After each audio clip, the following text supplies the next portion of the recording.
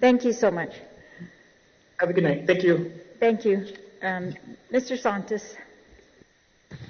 Good evening, Speaker Talahi. Thank you very much for the opportunity. I, too, am going to try to speed read and get through all of this, so I'll dispense with the niceties. I also was not going to testify, but I watched the last hearings, and some of the testimony and some of the responses from the senators got me motivated to come and testify. Ken Leon Guerrero made a whole bunch of unsupported conjecture. And he said, I'll just go point by point. He said, confident doctors need not fear 112. I used to work with doctors.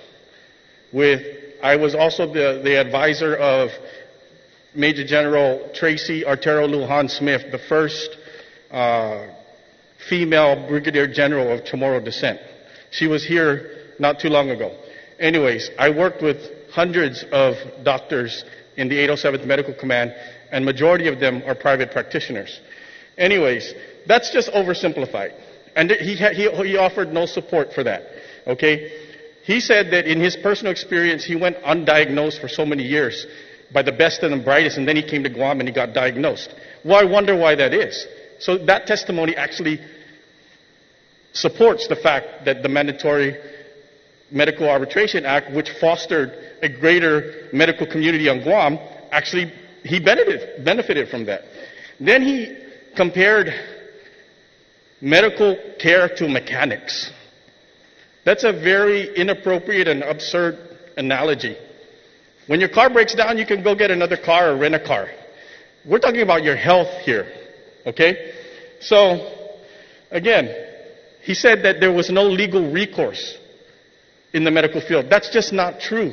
There is legal recourse, but the problem is that it's difficult, and that's what the issue is what we're here to try to solve, right? He also said he read 112 and sees that it accomplishes a major policy goal. He didn't offer how. He incorrectly characterized that the medical community is shielded and that it does not eliminate arbitration. Madam Speaker, with all due respect, your breakdown that you showed tonight is a little bit deceptive, because as I read the law, or the proposed law, the very first part talks about the magistrate, but in your presentation, it kind of puts the magistrate towards the end. And my main issue tonight is about the magistrate, and I'll get to that. But, so, it kind of makes it look in the presentation that, last-ditch effort, we go to the magistrate. Truthfully, nobody's going to want to choose arbitration over the magistrate. So, you got to look at the way the law will function. All right?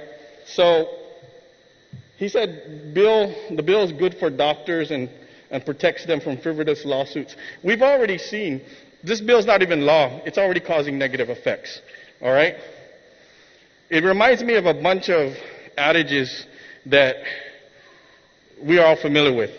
Be careful what you ask for. You just might get it. We don't know what we got till it's gone. Don't throw the baby out with the bathwater. Mr. Cruz's very emotional testimony, if you really look at and listen to his testimony, it actually supports, again, just like Ken Leon Guerrero's testimony, that because of the MMAA or AA, Guam has benefited from having a better medical community. And I'm here as, I have two kids that were born recently, a 2-year-old and a 5-month-old.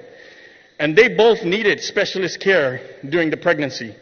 And I thank God that they were here, the specialists, right? And they were here on rotational basis.